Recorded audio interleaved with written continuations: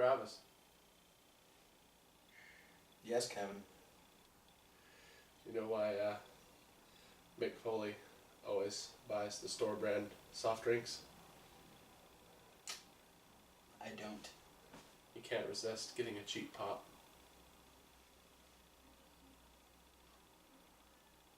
Why does this keep happening? Because it's the Raw review. Oh, God. Where we talk about what happened on Monday Night Raw. This is the fallout from Money in the Bank. Yes. Where we saw Dean Ambrose crowned the new WWE Champion. We did indeed. And good stuff happened. Including matches. Yes. Which one happened? We had Sami Zayn defeat Kevin Owens. Oh. We had Enzo and Cass defeat the Vaudevillains. Oh. We had John Cena defeat Carl Anderson. We had Baron Corbin defeat Zack Ryder. Charlotte defeated Paige. And in the main event, Roman Reigns versus Seth Rollins went to a double countout. No way. Pretty sure that was all. This was a very interestingly paced Raw. Mm-hmm. There was a lot of story type stuff that happened throughout the night. That was kind of the running theme of this as far as the fallout from Money in the Bank. Yeah. So we opened with the Shield all discussing what was going to happen with the championship. Ambrose came out to celebrate he was champion. Both Rollins and Reigns said that they deserved to have their rematch. There was a lot more tension between Ambrose and Reigns, which was good. Yeah. Because Reigns came out and said, man, how did it feel to cash in on Seth? And he's like, I would have done it to you too, man. So there was like immediately not that like brotherly love that we usually get between Roman Reigns and Dean Ambrose, which is good considering where Roman's character is currently. But when they couldn't decide on who was getting a shot, Shane McMahon, running Raw by himself, Stephanie's not there, decides that he is going to do what makes the most sense and have them have another match, deciding who will face Dean Ambrose at Battleground. What? A number one contenders match? And we're not going to do it. We're not going to do it next week on Raw. We're not going to do it on SmackDown. We're going to do it tonight on Raw. So there you go. That's how you got rematch from the pay-per-view main event. Yeah. For a pay-per-view main event. Yeah. Why not? We also found out that the draft, rather than happening before SmackDown goes live, will actually happen on the very first live SmackDown on July 19th. Yeah. So we are just a month away from the second brand split. So we'll see how that plays out. But I kind of actually like that it's happening live on the first SmackDown. It'll get a lot of eyes on SmackDown. It'll get a lot of eyes on SmackDown, and it's going to be the easiest way for WWE to avoid any potential spoilers or change anything on the fly if that needs to happen. True, yeah, as opposed to doing it on Raw the week before and having something happen on SmackDown and the last SmackDown that'll actually be taped or whatnot. So yeah, I can see the plus of that. That's good. But our first match, Sami Zayn versus Kevin Owens. Surprised Kevin Owens is even walking after the ladder bump that he took last night at Money in the Bank. Yeah, that Blue Thunder Bomb. Yep. Onto the ladder. Mm-hmm. Yeah. Whoa, we got another doozy of a call from Michael Cole coming up later in the review. He's like a Class A commentator. Oh, yeah. Coming from a long lineage of commentators. Oh, yeah. Nice. Through his entire life, he's got a great pedigree. Mm-hmm. Sami Zayn versus Kevin Owens, still a great match. A lot, I don't know, like something from Money in the Bank just intensified their feud. And they just beat the shit out of each other in this match. Yeah. It didn't need to be pretty because they were both beat up from Money in the Bank. Yeah. They whooped the shit out of each other. And, Kevin Owens thought he was in control. He ends up hitting a second super kick that kind of dazes Sami, and then he throws Sami off the ropes for a pop-up powerbomb, but Sami's able to reverse the pop-up powerbomb into a rolling prawn hold and pin Kevin Owens. Yeah, and spinning shrimp compression. And then as Sami's leaving, Kevin Owens attacks him.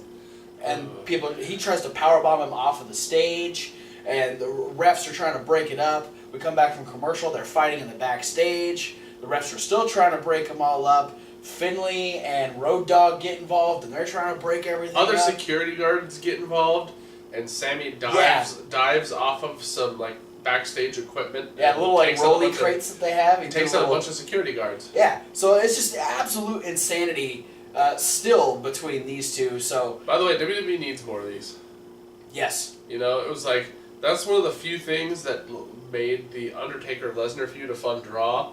Is they had that fight that lasted like 3 segments on Monday Night Raw, and the Triple H Roman Reigns one was good too. Yeah, and so when you have these fights that take like 18 people to break up, and they still keep going at it, it's entertaining. And it adds another level. Like you can really start to tell that these people don't like each other.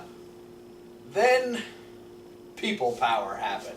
Hey, it's Big Johnny, which I don't know when he started getting called Big Johnny. Yeah, I don't remember that either. But apparently that's what he calls himself. Johnny Ace, John Laurinaitis, one of the dynamic dudes, came back to Monday Night Raw to say that he wanted to run SmackDown when it goes live. And then him and Shane proceeded to have a funny back and forth banter about, oh, well, I don't need a corporate yes man running SmackDown. And he's like, I agree. Exactly what I was thinking. And Shane's like, well, there you go. And so he's like, Shane's like, no, we need someone new and someone exciting who's going to be running SmackDown, which is why it's probably going to be me. And then Johnny's like, I thought the same thing. You run SmackDown. And they had a podium for each show up on the stage. And he runs over and goes, Big Johnny will run Raw. And it was just, oh, John, we don't need any more John Laurinaitis. We don't. And that suit hurt my eyes, goddammit.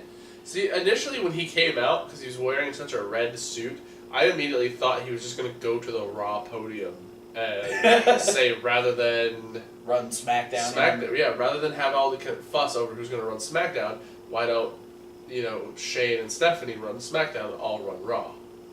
Well, he was also wearing a blue tie, so yeah, well, he was repping both brands. I'd have to say the red was the primary color of his outfit. Oh, absolutely. Big Johnny Kool-Aid. Just, oh no. You know what impressed me though was just like how much running he did in that segment.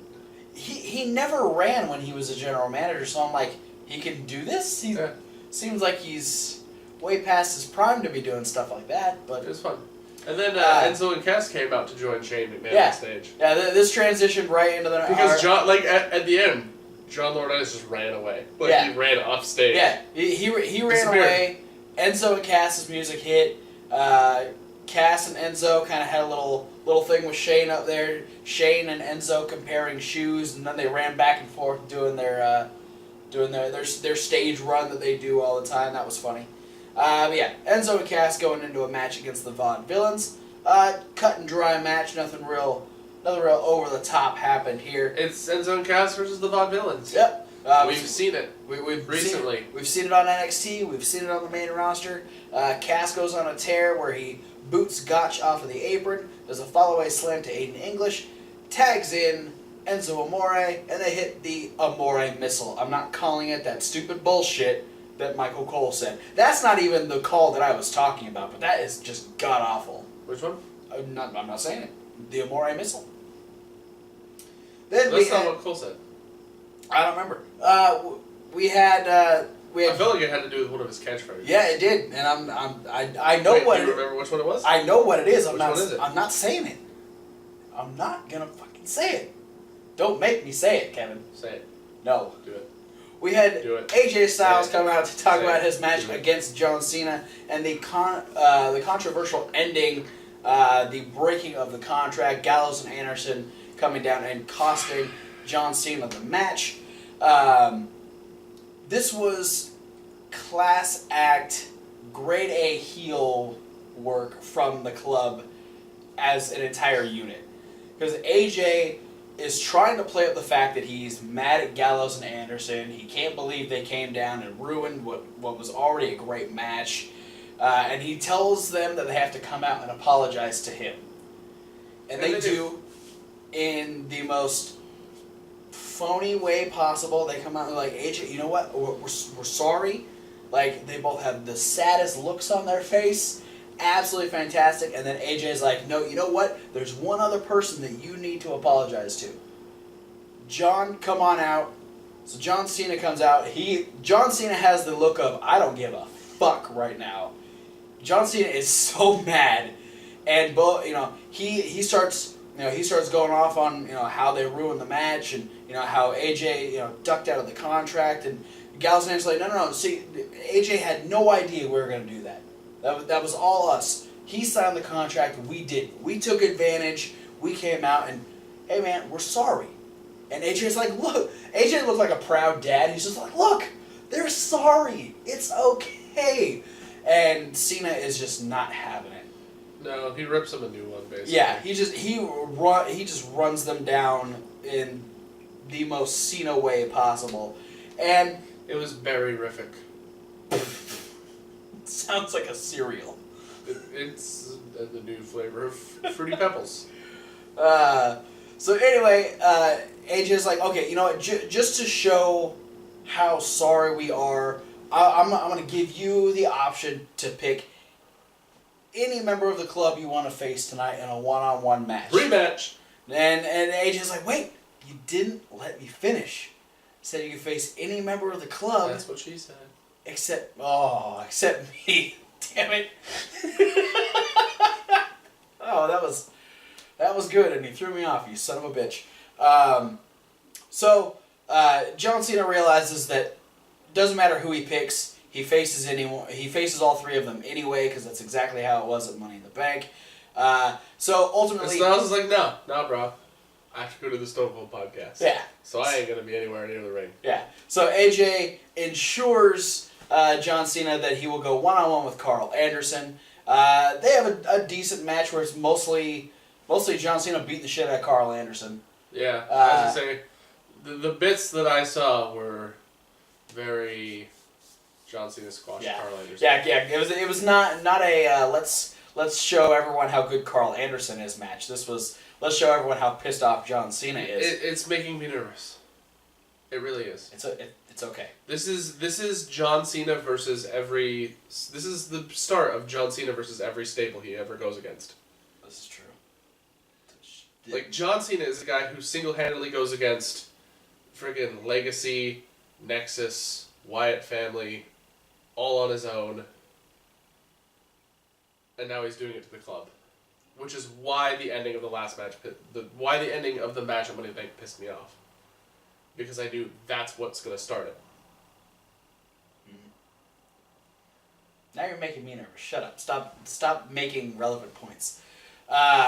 John Cena eventually hits an AA on Carl Anderson, goes for the pin. He is attacked by AJ Styles and Luke Gallows. We have a 3... AJ Styles first. Yes. For obvious reasons, AJ makes it down the ramp much faster. Well, yeah. Luke Gallows has the same gait when he walks as Kevin Nash. Someone who's like... I'll get there. But I feel like it's like... when I watch him in matches now, I get the same weird paranoia that I get when I see Kevin Nash walk around. Because I'm like, he looks like his legs are about to give out. Like, any minute now, Gallows is just going to collapse. Anyway, they hit the Magic Killer and the Styles Clash on John Cena, and they leave him laying in the ring. And then at Battleground, they're going to have a match, and if John Cena loses, he has to be part of the club. Just kidding. Don't say that. So we had kind of a block of just really quick things that happened. JoJo interviewed Seth Rollins about his match against Roman Reigns. He plans on showing that he is the best member of the Shield. We had Becky doing an interview, trying to make sense of what happened with Natty at Money in the Bank. She says she's not giving anybody second chances. She's all about herself. Then Natty attacks Becky and says that she's going to start taking care of herself instead of other people. Baron Corbin defeated Zack Ryder. We found out that the Wyatts were returning. Yeah. Tonight. Cool little speech during the vignette. Yeah. And then Charlotte... Which, like, the vignette was just, like, if you could do a highlight reel of Wyatt family vignettes... Yeah, the best of the Wyatt family. It's like the best of creepy imagery. Yeah. Volume 1. Yeah. And then Charlotte and Dana interrupted an interview with Paige because Paige is getting a championship match against Charlotte. Yeah. Which is our next match. The match was good. It was. The ending was wonky. Paige was on fire. Yes. All the ladies looking good. Definitely. But Dana couldn't figure out how to get Charlotte's foot on top of the rope instead of under it. I blame this on two things. Okay. I blame this on Charlotte's leg being ridiculously long. Okay. And on Dana Brooke being ridiculously small. Because it's like what I was saying, when Dana Brooke first got called up to the main roster, from her being on NXT, I didn't realize how short she was. Yeah, no, she's She's roughly the same height as one of Charlotte's legs. So it was really difficult for her to reach up onto the ring and pull. So she just had to like grab and go with whatever she could get a hold of. So Charlotte gets hit with the rampage. It was basically hugging the leg and the rope together. Like, look, it's look, touching. That was the worst part. So Charlotte gets hit with the rampage right next to the ropes. And as Paige is going for the pin, Dana tries to put Charlotte's foot up on the ropes. But eventually, like Kevin just said, she's hugging both the leg and the rope at the same time, going, look, ref, she got her foot on the rope. So Paige is trying to, like, smack Dana down. The ref ends up ejecting her, and while he's doing that, Paige ends up getting hit with natural selection behind the referee. Charlotte picks up the win. Dana runs back down, and we get a 2-on-1 beatdown until Paige is saved by my girl, Sasha Banks, making a return to Monday Night Raw. Hey!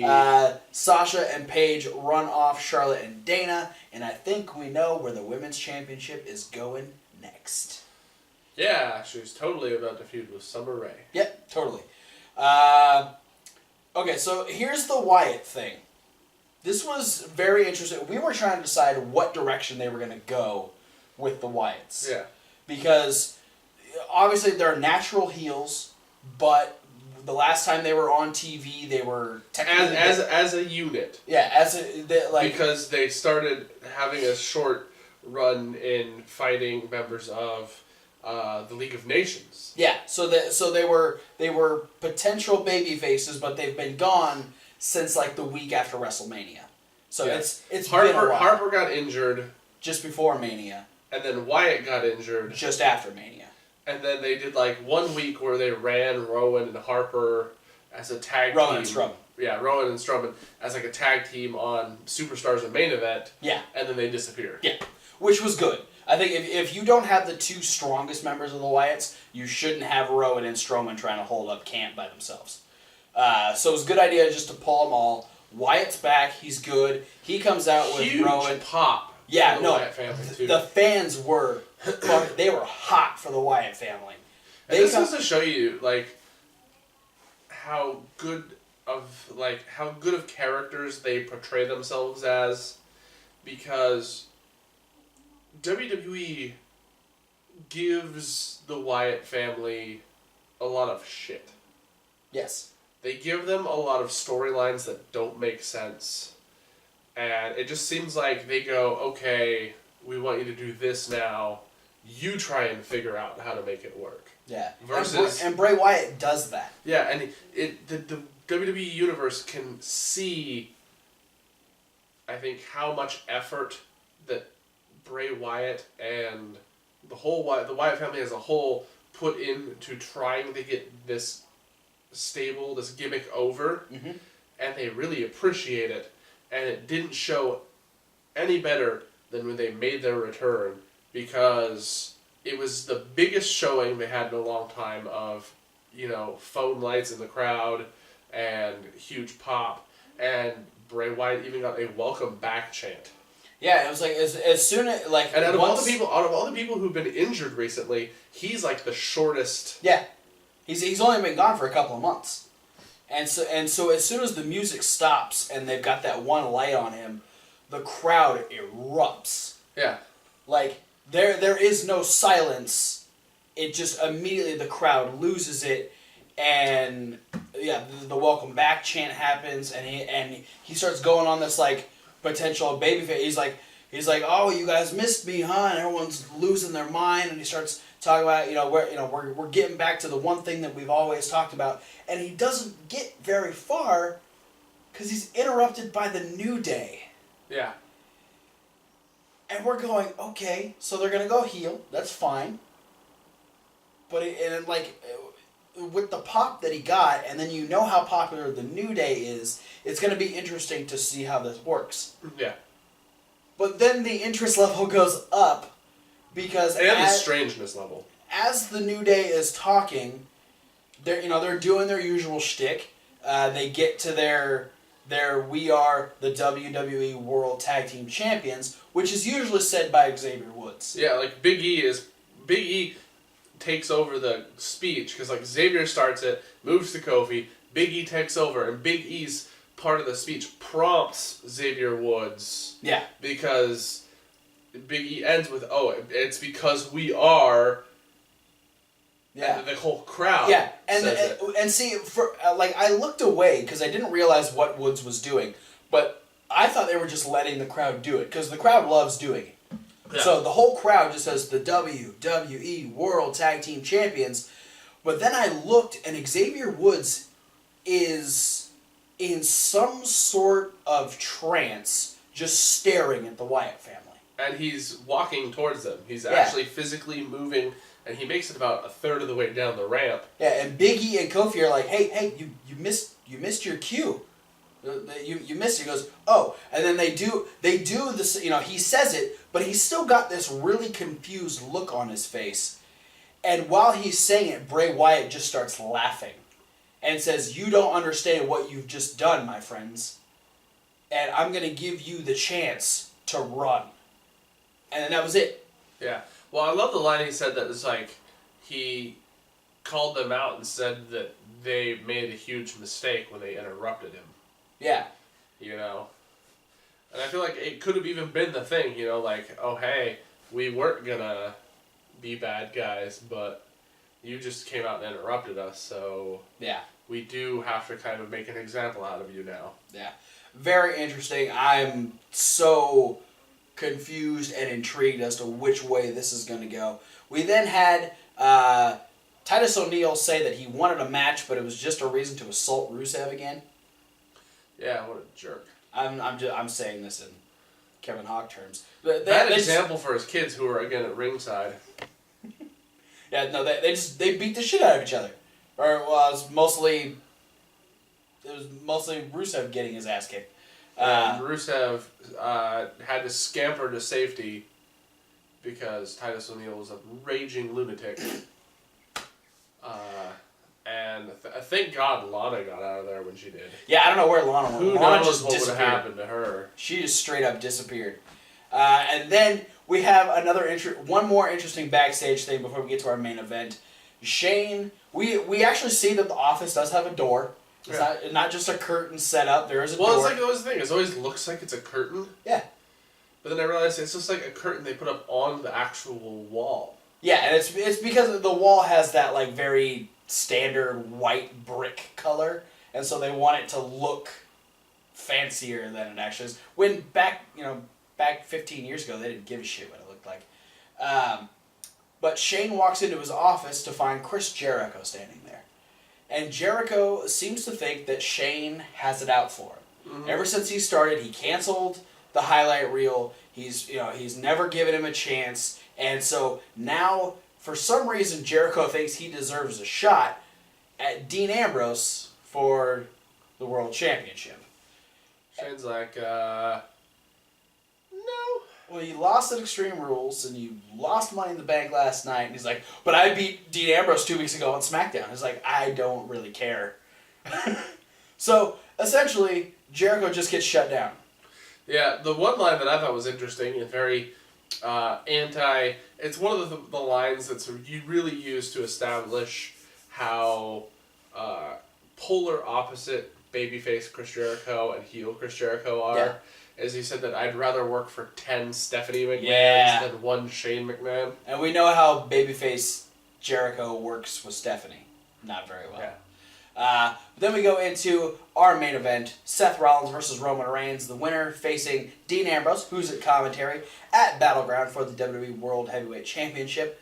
Another good match between these two. Yeah. A lot more even this time. I feel like Seth Rollins got a lot more offense as far as like just trying to overcome the sheer strength that is Roman Reigns. It was a good thing because I was, extremely glad that it wasn't just a complete repeat of it wasn't the before. same thing. And it very well could have been. But I'm glad they had something different planned. Granted, this is a different type of situation because neither of them are champion. Yeah, and it's that thing, the thing that we complain about all too often because it's WWE's go-to thing is to rematch. Yes. And only rematch when things are so fresh in our heads. Mm-hmm. Where it's Raw rematch will happen on SmackDown, SmackDown rematch will happen on Raw, Raw rematch will happen on the pay-per-view, pay-per-view rematch happens on Raw. It's like, okay, it's awesome that you guys are excited about certain things, but you don't need to rematch over and over and over again because 4 times out of 5, you see almost identical matches. Yeah. So it's... And we don't want to get sick of it. Awesome to see 2 guys who just had a match have a very different match 24 hours later. Yeah.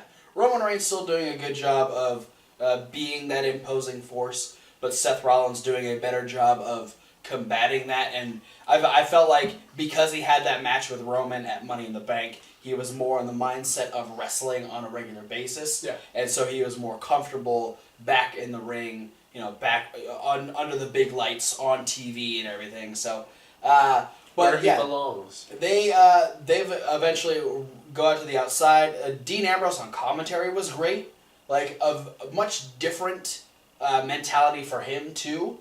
Yeah, he's realizing that there's a lot of pressure in being the champion. Yeah. So he spends a lot of the commentary time on edge, very... standing most of the time, like, too. oh, what's going to happen? What should I... both these guys, they're outside. Are they going to come after me? Or do I have to defend myself? Yeah. Okay, no, I can sit down and relax and make a joke at Michael Cole. Yeah. And eventually, Roman and Rollins have the Spanish announce table torn apart. Roman ends up spearing Seth Rollins over the table and to the back in the chair area, and Dean is even like sitting there going, "Come on, guys, refs counting. This is a race. Who wants it more?" Yeah, he starts commentating it like it's going to be a race. He's yeah, and Roman's getting up. Seth is in a much more uncomfortable position because he's actually like in the corner, so he's got to get around the chair, the table, and like by the barricade, and so Reigns kind of like gets out from under the chair that he's by, and then Rollins gets up, and the ref hits 10, and they both dive in just after the 10 count. So we get the double count out. Shane comes out and says, no, we're not doing it that way. We need a number 1 contender. But Dean cuts him off, and I don't want this to happen now. Too bad. But it's going to anyway.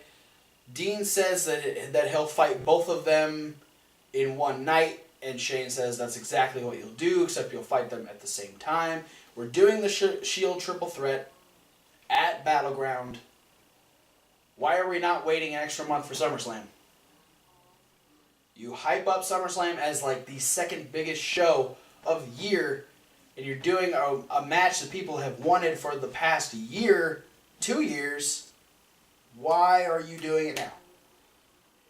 Wait another month. Wait till WrestleMania. Like I've been saying. Forever and a day. But anyway. They're doing it. It's official. Roman Reigns decides to, say some words to Dean Ambrose. Dean was like... I feel like Dean was like almost walking towards Seth and like talking trash, and then Roman was behind him, and he like walked up and like went to like turn him around. Yeah. And then Dean Ambrose hit him with a pedigree. Yep. And then the double underhook DDT that is called the pedigree. Yeah. And then Seth Rollins tried to go after Roman Reigns and Dean Ambrose like that, so he hit him with the pedigree. And so we have the WWE Champion. Holding up the Blue Thunder Bomb. Yep. Standing over his fallen brothers. And he hit the New Age Outlaws. Yep. That he hit with that move that X-Pac made so popular back in the 90s when he was the 1-2-3 Kid. Fuck you, Michael Cole. You moron. If you don't get it, he hit him with the dirty deeds, Yes. and Michael Cole called You know that finisher that he's been using for fucking ever? The one he won the title with 24 hours before. So good on you guys. An interesting Raw. Definitely interesting. I'm definitely intrigued as to all the directions these feuds are going. Yeah, they did a lot of talk about the brand split during Raw, about the better. They said maybe the best thing that could happen to Kevin Owens and Sami Zayn is they get drafted to different shows. They did a lot of talk of tag teams getting broken up. Yeah, tag teams could get split up. They even mentioned like Miz and Maurice could potentially be split up, which I didn't even realize could be a thing because I just kind of assumed that Maurice was her own floating entity. Yeah. Like, they made it seem like she's part of the actual roster, which, who knows? She hasn't wrestled yet, but... Maybe she is. Then it would be interesting. What would she do if she got split from The Miz? Would she manage somebody else? In my head, because the same thing could happen to Rusev and Lana. So what if Maurice starts managing Rusev and Lana starts managing The Miz? I'm going to say no because I feel like that has the potential to get too much like the Dolph Ziggler, Rusev, Lana, Summer Rae clusterfuck. Yeah. That has a good chance for that. But yeah, interesting episode of Raw. Some interesting fallout from the pay-per-view. But that is it for our Raw review. Thanks for watching. Don't forget to like and comment and subscribe. And share the video. Let us know what you think about all the different directions they're going with these feuds. Do you want to see the Shield triple threat already? Do you think they should wait? Because they probably should. Other than that, check all the links down in the description. They'll send you all of our social medias. Plus, if you want to check out our reviews in podcast form because you're driving to work, you're driving to school, whatever you're doing. Working out at the gym. Not at school. It's summer vacation, brother. People take summer classes. Yeah, still. College is still... Summer vacation. Take a semester Anyway, off. Don't watch our videos while you're driving. Listen to us through Bluetooth because that's a safer way to do it. You can check out the SoundCloud link down in the description. But if you are watching videos, check out the playlist over next to Kevin Hawk. It's got all of our videos. It's got all the videos. It's got all the videos. It's got all the voodoo magic. It's got all the videos. It's got all the videos that we're going to be doing this week. Already up there is the Money in the Bank review. You've got this Raw review coming up. We've got our midweek wrap-up where we're getting ready to head into Ultima Lucha Dos for Lucha Underground. We got some build because we found out last week Finn Balor's going to be facing Shinsuke Nakamura at the next TakeOver. Lots of stuff happening there. Lots of build between now and then, too. Yeah. Like, they usually don't book a TakeOver match this far in advance. I'm glad they're doing it. And, yeah, it's a big thing because the next TakeOver isn't until the night before SummerSlam. Yeah, they got till the 20th of August to work this stuff out. So, also, more Fallout on SmackDown, and then a ton of results coming up this Monday on Indie News. So 5 Shimmer events, 1 Beyond Wrestling event, 1 Ring of Honor event. 2 Ring of Honor, actually, because there'll be Ring of Honor TV, too. Oh, yeah. Ring of Honor TV might just be that might be a recap show. But you'll get 7, at least. So, look forward to that. Thanks for watching, and we'll see you at whatever video you decide to watch next. You know what time it is. Pedigree time. Fuck you, Michael Cole. And Titus O'Neil. Michael Cole's more on my shit list. Titus O'Neil is my shit list. Learn to commentate, you piece of shit. Learn to commentate, you Titus O'Neil. Yeah. Wait, what?